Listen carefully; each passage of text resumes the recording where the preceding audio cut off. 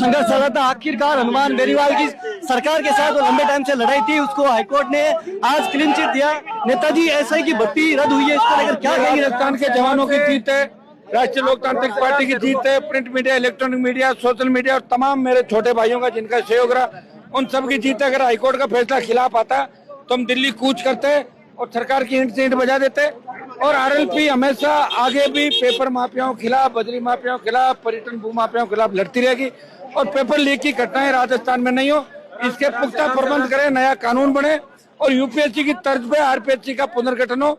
इन मुद्दों को लेकर लड़ाई, ये आरएलपी पार्टी की जीत है, राजस्थान के जवान की जीत है, तेजा जी के भक्तों की जीत है। क्रेडिट को लेकर पार्टी और नेता अपने इस फैसले को लेकर क्रेडिट को लेकर पार्टी और नेता अपना कोई क्रेडिट उनको नहीं देगा। जिन नेताओं का विश्वास उठ चुका है उनको कोई नहीं मानता राजस्थान में। बिल्कुल, ये थे हनुमान बेनीवाल